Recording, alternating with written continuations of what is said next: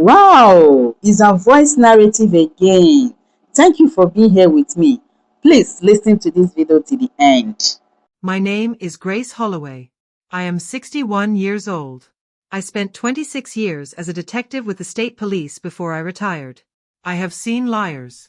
I have seen thieves. I have seen people who smile at you while they are slowly destroying your life. But nothing, not one single case in 26 years, prepared me for what I discovered at my granddaughter's second birthday party on a warm Saturday afternoon in May. It started with 4 tugs on my sleeve. My son Daniel is 33. He is kind and gentle and sometimes too trusting for his own good. He works as a civil engineer. He builds bridges for a living, which I have always found beautiful because Daniel is the kind of man who tries to connect everything and everyone around him. He has never been the type to ask for help. He was raised to be strong and quiet and to solve his own problems. So when I felt his hand grip my sleeve that afternoon, not once, not twice, but 4 times, I knew something was very wrong. I knew because of what those 4 tugs meant. 20 years ago, when Daniel was 13, he was painfully shy at family gatherings. My mother-in-law at the time loved to corner him near the food table and talk at him for 30 minutes straight about church politics and neighborhood gossip. Daniel would go pale and stiff and miserable, but he was too polite to walk away. So we invented a code. 3 tugs on my sleeve meant he needed rescuing. I would come over, create a distraction, and pull him out of the conversation. We had not used that code since he was in his first year of college. When he gave me 4 tugs instead of 3 that afternoon, I did not look at him right away. Old detective habit. When someone gives you a signal, you scan the environment first. You look at what they are looking at. You identify the threat before you reveal that you know there is one. I looked across the backyard. The air smelled of grilled meat and birthday cake.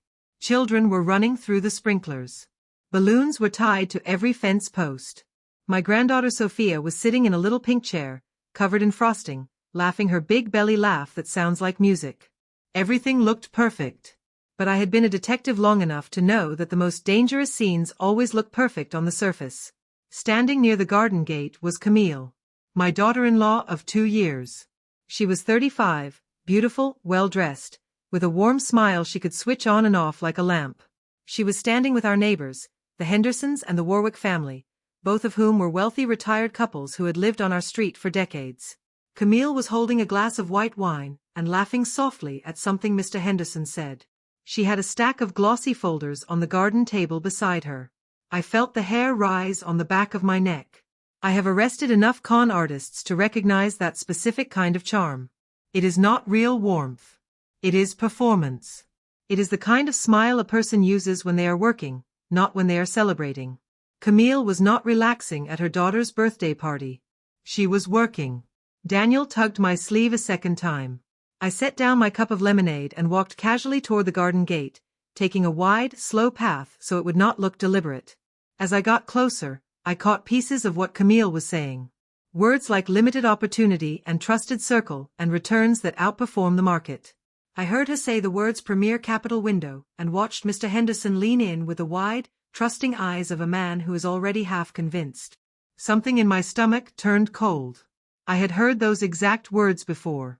Not at a birthday party. In an interview room. 7 years ago, I had led an investigation into a fraud ring that targeted retired professionals in our region. They used the same language. The same manufactured urgency. The same glossy folders. That case had destroyed 11 families. One victim, a retired schoolteacher named Patrice, had lost everything she owned. She told me in her witness statement that she had met the woman who robbed her at her nephew's graduation party. She said the woman had seemed so warm, so trustworthy, so much like a friend. I reached the garden gate and joined the circle with a smile. Camille looked at me without flinching. She welcomed me into the conversation with a graceful wave of her hand. That told me something important. An innocent person, caught doing something they were not supposed to be doing at a family event, would have shown at least a flicker of discomfort. Camille showed none. She was too practiced for that. She continued talking to the Hendersons about something she called the Meridian Growth Fund. She described it as a private arrangement, only offered to people she personally trusted. She said the intake period was closing at the end of the month. She said the annual return was between 16 and 20%. I smiled and said nothing. But inside, Every instinct I had ever developed over 26 years of detective work was screaming. Daniel tugged my sleeve a third time. I excused myself and moved toward him. He was standing near the cedar tree at the back of the yard, away from the noise and the laughter. His face was pale. His jaw was tight. He looked like a man who had been holding himself together with both hands and was about to lose his grip. I stood beside him and kept my voice low. I did not ask him what was wrong. I just said, "I am here. Tell me." He swallowed hard. His eyes were red at the edges. He said 3 words that felt like ice water poured down my spine. "She moved it." I looked at him. He continued. He said that 3 days ago, Camille had transferred a large sum of money from their joint savings account without telling him. He had discovered it that morning when he tried to pay a contractor for some work on their house. The account was nearly empty. He said she had told him she was making a pre-investment deposit for a fund she had been researching. She said she needed to act fast because the window was closing. She said she had not told him because she knew he would hesitate and she did not want them to miss the opportunity. He said she had moved $48,000.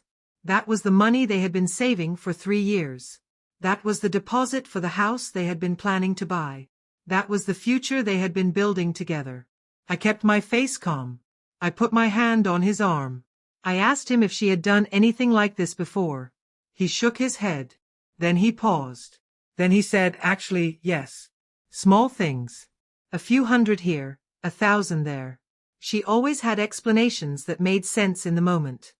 He said he had started to feel like his memory was unreliable, like he was always misremembering things, because Camille would explain away any concern he raised so smoothly that he ended up doubting himself.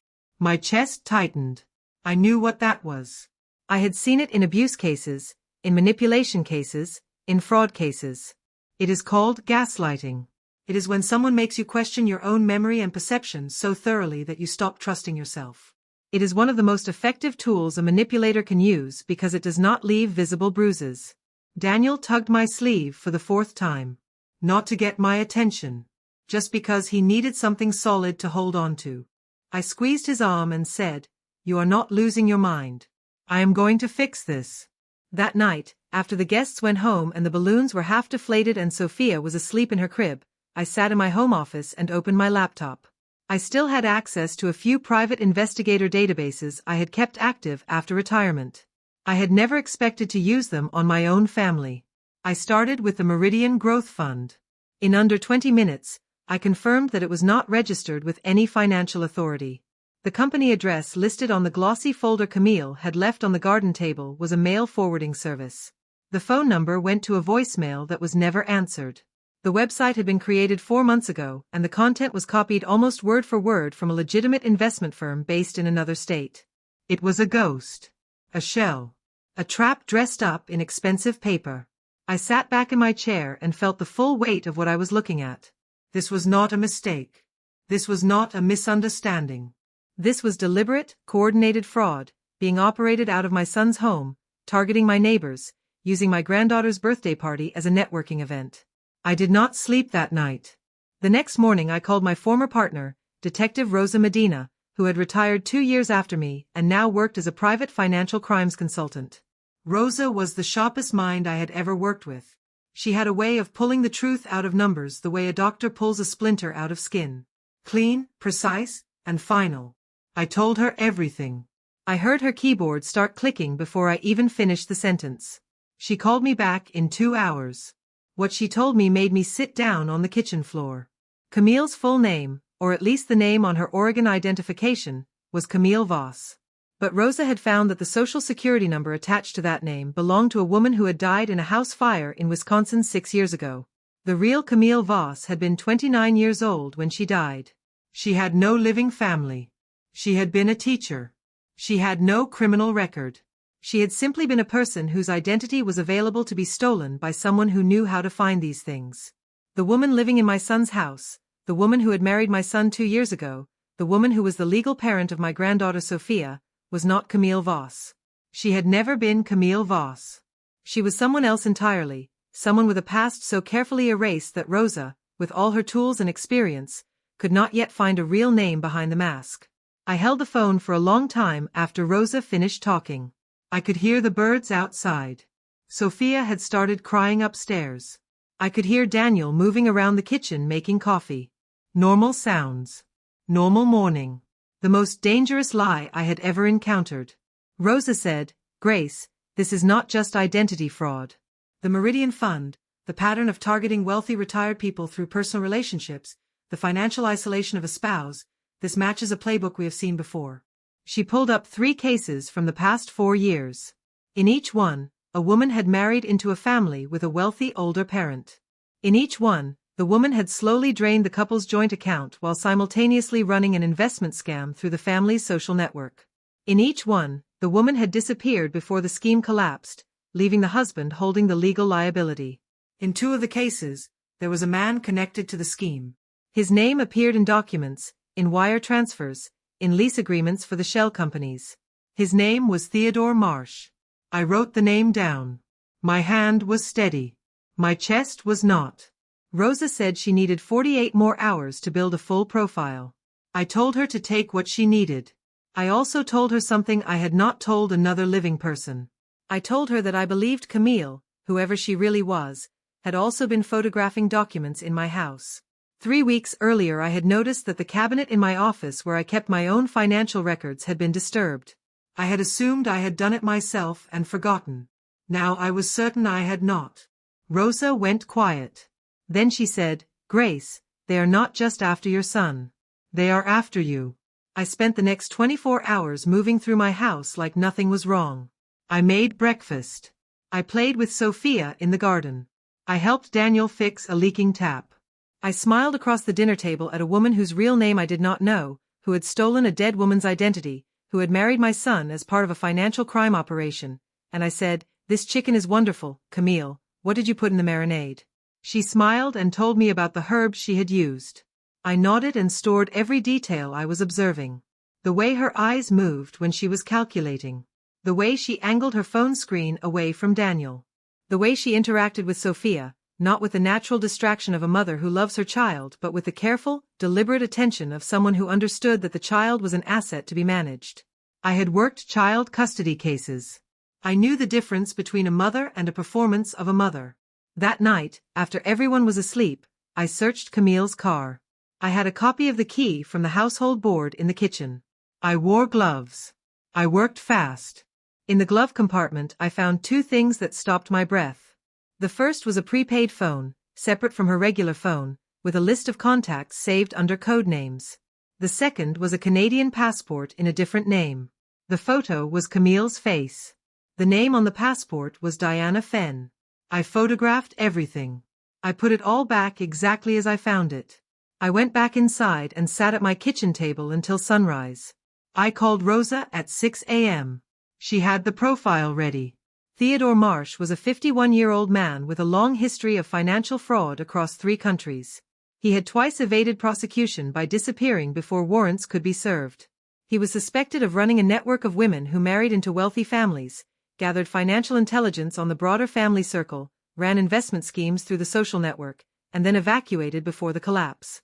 Rosa had connected him to at least 6 such schemes in the past decade. In every case, there was a child involved. In 4 of the cases, the child had been used as a custody weapon, something the woman could threaten to take across a border if the husband or his family resisted or tried to expose the scheme. I asked Rosa about Sophia. Rosa hesitated. Then she told me that in 2 of the previous cases, the children had not been biologically related to the husbands at all. The paternity had been falsified from the beginning. The children were part of the scheme design. A baby makes a man vulnerable. A baby makes a family protective and distracted. A baby makes a mother sympathetic in any courtroom. I closed my eyes. I thought about Daniel holding Sophia for the first time in the hospital. I thought about the way he sang to her during her night terrors. I thought about the birthday party the day before, his face when she blew out her candles, the pure, uncomplicated joy of a father who loves his child completely. I did not have the heart to tell him no. I needed to be certain. I needed evidence that would stand up in a court of law, not suspicions that would only devastate him and give Camille time to disappear. I called my former colleague at the state police, a woman named Detective Ava Chen who now worked in the Financial Crimes Unit. I asked her to meet me. I brought everything. The photographs of the fake Meridian Fund materials. The information Rosa had found on the false identity, the prepaid phone log, the Canadian passport photo, the connection to Theodore Marsh. Ava looked at the file for a long time without speaking. Then she said, "Grace, this is a federal case. This is wire fraud, identity theft, conspiracy, and if Marsh is involved, it connects to an active multi-state investigation we have been building for 18 months. She said they had been trying to find an entry point into Marsh's network for over a year. They had names. They had financial trail fragments. But they had not been able to get close enough to make arrests that would hold. Every time they got near, someone in the network would vanish." She looked at me across the table. She said, "Your son's house is the closest we have ever been to this man." I told her what I needed. I told her that my first priority was Sophia. I told her that whatever federal case they were building, whatever arrests they needed to make, I needed a guarantee that Sophia would not be taken across any border and that Daniel's parental rights would be protected no matter what the paternity test showed. Ava looked at me for a long moment. Then she nodded. We spent 6 hours building the plan. The plan was simple in structure and brutal in execution. Daniel needed to continue acting normally. Camille needed to believe that nothing was wrong, that the scheme was on track, that she was days away from completing her exit. We needed to catch her in the act of the final wire transfer, with Theodore Marsh present or connected by phone, so that the federal charges would be airtight. The hardest part was telling Daniel. I brought him to my house the following morning while Camille was at a so-called networking breakfast. I sat him down at my kitchen table. I put a glass of water in front of him. I told him everything. He did not speak for a very long time. I watched him go through every stage of it. First the confusion, because the information was too large to process all at once. Then the disbelief, because loving someone for 2 years builds a reality that does not dissolve in 5 minutes no matter how clear the evidence is. Then the grief, a wave of it that moved across his face like a weather system, because somewhere under the shock he was already mourning the person he thought he had married. And then last, the fear, because he looked at me and said, "Sophia." I held his hand. I said, "Sophia is safe. She is going to stay safe. I promise you that." He asked me if I thought she was really his. I said I did not know yet. I said it did not matter right now. I said what mattered right now was keeping his daughter in the country and making sure the people who had targeted his family faced consequences. He wiped his face. He straightened in the chair. He said, "What do I need to do? That is the son I raised." For the next 5 days, Daniel went home every evening and acted like a normal husband. He was extraordinary. I know how much that cost him. I know what it takes to sit across a dinner table from someone who has betrayed you completely and say, "How was your day?" and mean it convincingly. That kind of performance takes everything you have. He did it without breaking. Not once. Meanwhile, I worked with Rosa and Ava around the clock. Rosa tracked the Meridian Fund's financial structure and found the credit union account in British Columbia where the money was being funneled. She found the routing trail that connected that account to Theodore Marsh through 4 shell companies. She found that at least 9 families in our region had already transferred money into the fund. The total was over $600,000. None of them knew yet that their money was gone. One of those families was the Hendersons. The couple Camille had been speaking to at Sophia's birthday party. Mr. Henderson had transferred $80,000 the day after the party. I thought about his kind face, his easy laugh, the way he had always brought homemade bread to our block parties.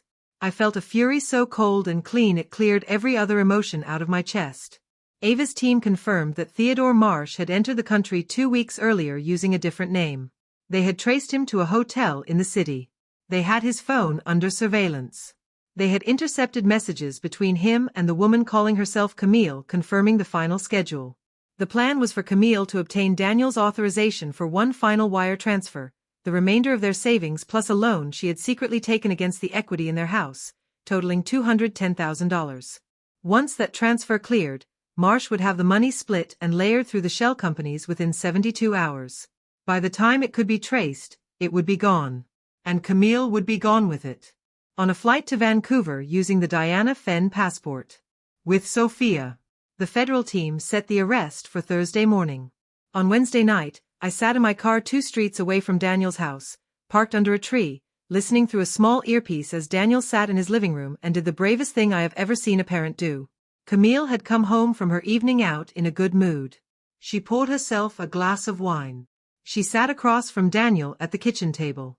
She told him she had a wonderful opportunity she wanted to talk to him about. She said the Meridian Fund intake window was closing on Friday. She said if they moved their remaining savings now, combined with the home equity she had quietly arranged to access, they could secure a position that would triple their money in 3 years. Daniel said, okay. He said he was ready to trust her on this one. He said he had been resistant before, but he could see how much work she had put into researching this, and he did not want to hold them back.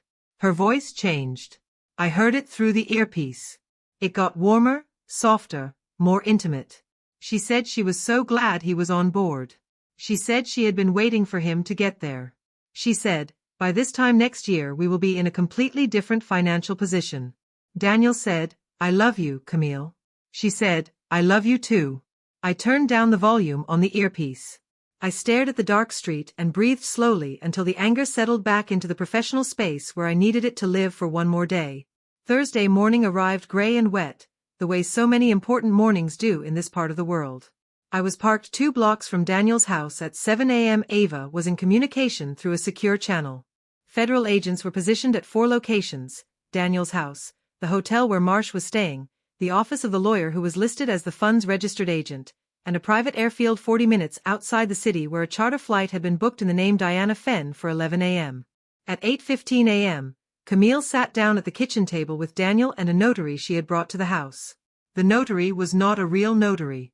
He was a man connected to Marsh's network, a facilitator who had appeared in 2 previous fraud cases under different names. Daniel sat across from both of them. He had the account login open on his phone. He said he was ready. At 8:22 a.m., federal agents breached the front and back doors simultaneously. I was not in the house. I was restricted from the operational breach because I was too personally connected to the case. Ava had been clear about that. I sat in my car and listened. I heard the commands. I heard doors.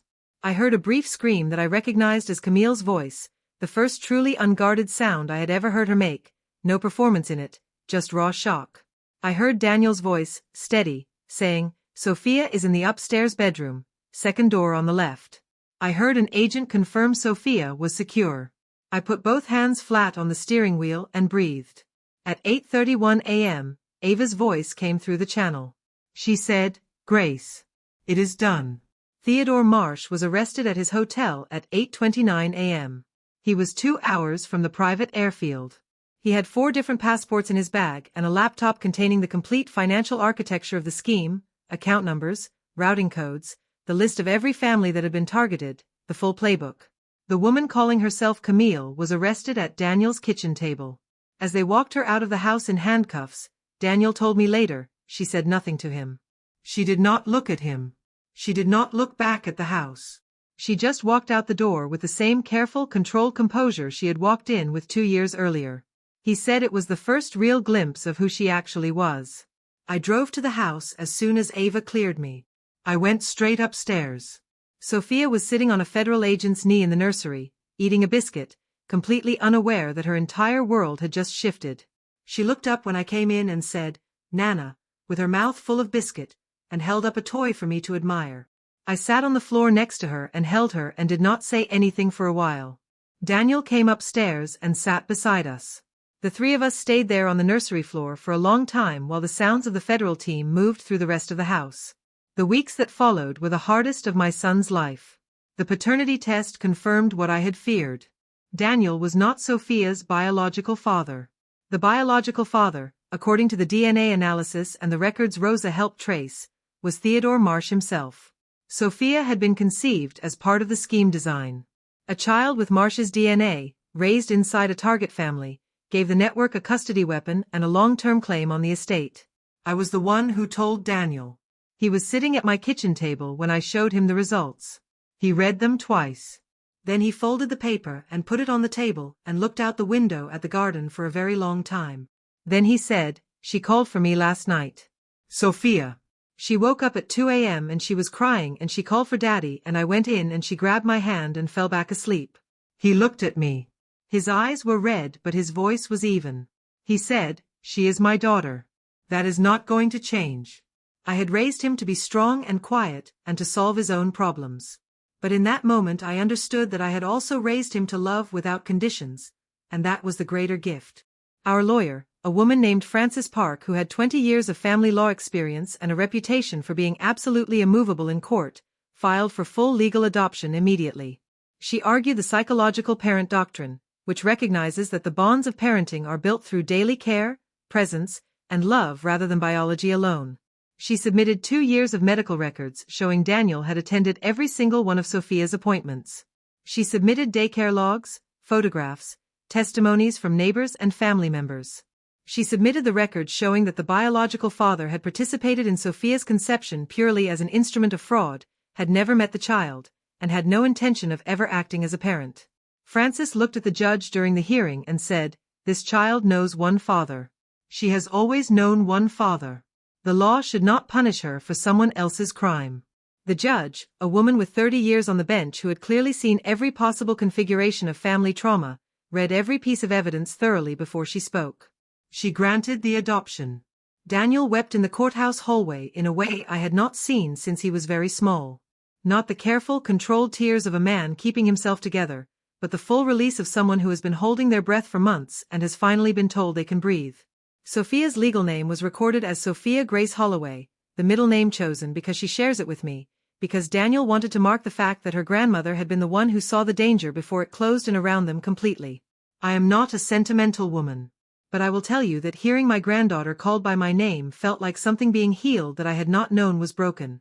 The woman who had called herself Camille Voss was identified in federal court as Nadia Reeves, 36 years old, with a criminal history across 2 countries involving identity fraud, wire fraud, and conspiracy. She had been recruited into Marsh's network 8 years earlier. She had carried out 4 previous schemes before the one involving Daniel. In each previous case, she had exited before prosecution. This was the first time she had been caught. She was sentenced to 12 years in federal prison. Theodore Marsh received 22 years. Federal prosecutors argued successfully that he was not simply a participant in a fraud scheme but the architect of a criminal enterprise that had deliberately targeted vulnerable people, used children as instruments, and caused irreparable emotional harm to dozens of families. They argued that the systematic nature of his crimes, the playbook, the network, the repeated pattern across multiple states and years, warranted the kind of sentence that made future recruitment into his network feel like the risk it actually was. The Henderson family recovered a portion of their money through the federal asset seizure. Not all of it. That is the nature of these crimes. The money moves fast and hides well, and the law is always slightly behind it. Mr. Henderson called me after the sentencing and said he did not blame me. He said he was grateful I had seen it when I did. He said, "Grace, you probably saved a dozen more families from going through the same thing." I told him I was just glad we stopped it when we did. But I thought about Patrice, the retired schoolteacher from my investigation 7 years ago, who lost everything and never fully recovered. I thought about how many Patrices were out there right now, sitting across a table from someone with a warm smile and a glossy folder and a story that sounded too good to be true. I thought about the fact that this scheme had been running for 8 years before it walked into my family. 3 months after the sentencing, on a Sunday afternoon in September, I stood in my kitchen making a pot of soup. Daniel and Sophia were in the backyard. The weather had turned golden the way it does in early fall, that warm heavy light that makes everything look like a memory. I could hear Sophia laughing. I could hear Daniel making the ridiculous sound effects he makes when he pushes her on the little swing he had installed on the apple tree. Era, my sister who had come to stay with us for a few weeks during the worst of it, was sitting at my kitchen table drinking tea. She said, "You seem different."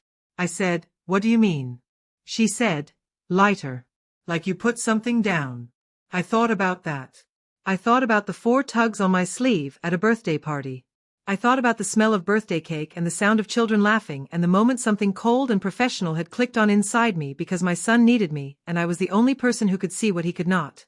I said, "I think I just stopped pretending I was fully retired." Era laughed. She said, "You were never going to be fully retired. You know that." I poured the soup into a bowl and looked out the kitchen window at my son and my granddaughter in the golden afternoon light. Sophia had climbed off the swing and was running toward Daniel with her arms out, wanting to be picked up. He caught her and swung her up onto his hip and she grabbed his face with both hands and said something that made him laugh, a Rayol laugh, the kind that comes from somewhere deep and uncomplicated. I thought about identity, about how a name is just paper, About how a birth certificate is just ink. About how the real record of who belongs to whom is written in the small daily acts of choosing to show up, to stay, to hold a child through a fever at 3 a.m., to sing the same song every night until it becomes the sound of safety itself. Theodore Marsh could read a DNA strand. He could not manufacture that. Rosa called me 2 weeks later to tell me that the federal investigation had expanded. Using the evidence from Marsh's laptop, authorities had identified 6 more active schemes in 4 states. Families who did not yet know they were being targeted. Families with a son or daughter who had recently gotten into a relationship with someone whose past seemed slightly vague, whose career seemed slightly undefined, who had a gift for making themselves indispensable while slowly, quietly rearranging the financial furniture. Rosa asked me if I would consult on the expanded investigation. I looked at the empty badge case in my desk drawer. I had put my badge in there after my retirement party with the intention of never taking it out again. I had been so certain that the quieter chapter of my life was waiting for me, full of garden work and soup recipes and slow Sunday mornings. I said yes. Because here is what I know now that I did not fully understand when I retired. The skills you spend decades building do not retire just because you do. The pattern recognition, the instinct for what is just slightly wrong in a scene that looks perfectly right, the ability to sit across a table from a person who is lying to you and keep your face completely still, these things do not go away. And they are not wasted in a quiet life. They are waiting. They are waiting for the moment your son grabs your sleeve with the grip of a drowning man at his daughter's birthday party, and the whole world suddenly needs everything you know. I also know this. Predators count on the fact that love makes you want to believe the best of the people inside your family circle. They count on your politeness. They count on your fear of being wrong, of causing conflict, of looking foolish. They build their schemes on the foundation of your hope. The moment something feels wrong, investigate it.